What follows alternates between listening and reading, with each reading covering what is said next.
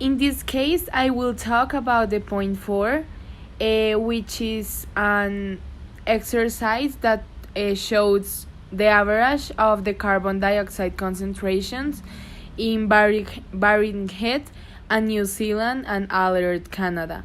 So we got a table that shows the CO2 concentration versus the year. So we can see in the table that the alert station of Canada, it's like very varied. So the production of the concentration in buried head shows like how the CO2 production increase. So in 1 year it increase and in 1 year decrease, but in the next year it will increase more. Meanwhile, in the New Zealand concentration of carbon dioxide, it's like a continuous correlation, a positive correlation that shows the increasing of the dioxide concentration. So the first point says, point A, suggests why scientists have chosen such areas as Mauna Loa, Barren Head, and Alert as the location for monitoring stations. So we put as the answer because it shows the opposite and the comparison of the correlation in both emissions of CO2. Also because the location of both cities and how these affect the emission of CO2. So we can see like the contrast of both cities. Point B says, compare and contrast the trends illustrated in both graphs. The one of Barren Head is a positive, very strong correlation, showing the increasing of the emissions of CO2 annually. On the other hand, we got the one of Alert Canada that is also increasing, but 1 year increase and 1 year decrease. In the point C, it says, explain why the graphs show different patterns. So we put that Barren Head is like in the southern hemisphere, so the annual fluctuations are also smaller. And also we got like the variables, so the independent variable will be the year, and the dependent variable will be the CO2 concentrations in both cities. Now I am going to talk about the point 5 and their answers. In this you can see how CO2 is measured throughout the day depending on the hours it changes.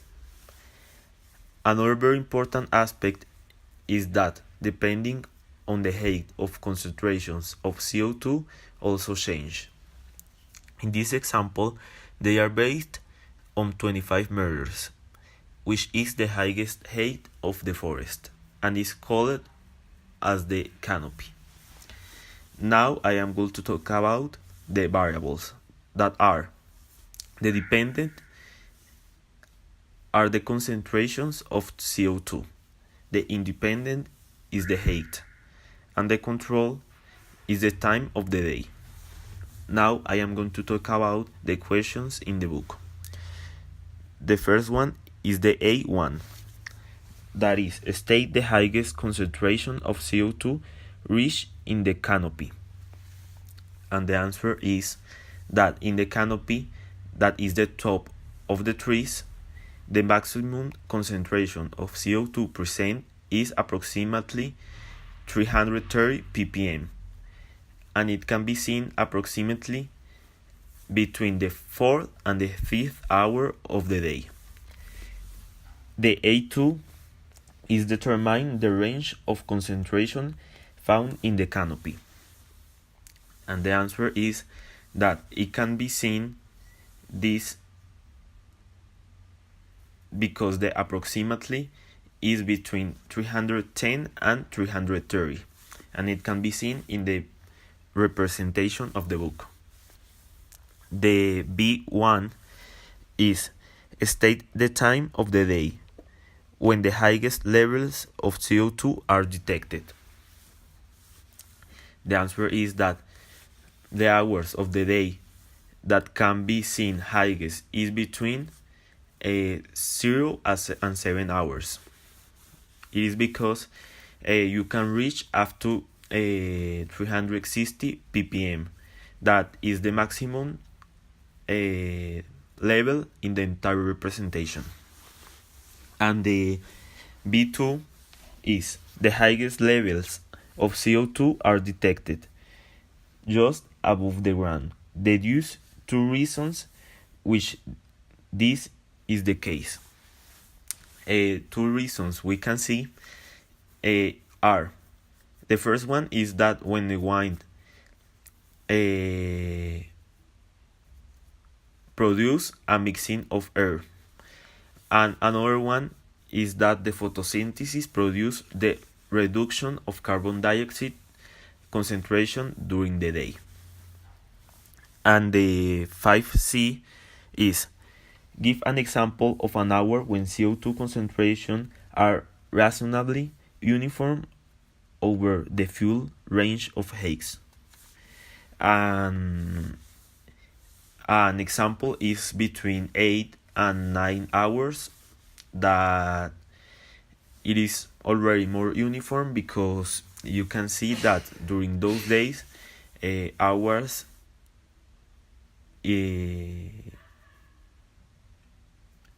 during those hours everything is at approximately to 320 ppm.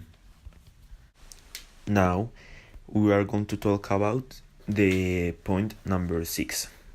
In this one, they explain how in all ecosystems there are 3 compartments of organic matter in which nitrogen can be stored in various amounts. These ones are above ground, in roots, and in the soil. In this test, you can see the distribution of nitrogen in the 6 main existing biomes: the tundra, the taiga, the grasslands, the deciduous forest, the savanna, and the equatorial forests. In all the biomes, we can see how it depends on the biome. The variables are: the dependent is the nitrogen store, the independent is the organic matter compartments, and the control is the biomes. Okay, so the questions of the point 6 are: the point A is deduce what the above ground compartment consists in an ecosystem. So the above ground compartment consists on all the organisms that live above the soil, such as the animals and also the shoots. The point B says: which biome has the largest above ground compartments? So depending on the pie graphs, we deduce that are the equatorial forest. Then the point C says: explain why it's difficult to grow crops in an area where equatorial forest has been cleared of its vegetation. So we put that the nitrogen that it's in the soil, but also the germination and the growth of the plants will be depending on the limited and shortage of nitrogen. Then the point D says: state the name of the process carried out by the composers and the feeders that releases CO2 into the atmosphere. We put that the name of this process is called cell respiration. Then also we got the point E that says: suggest why most of the nitrogen in a tundra ecosystem is in the soil. We put that the organic material get accumulated into the soil, so this will generate a slow rate of decomposition.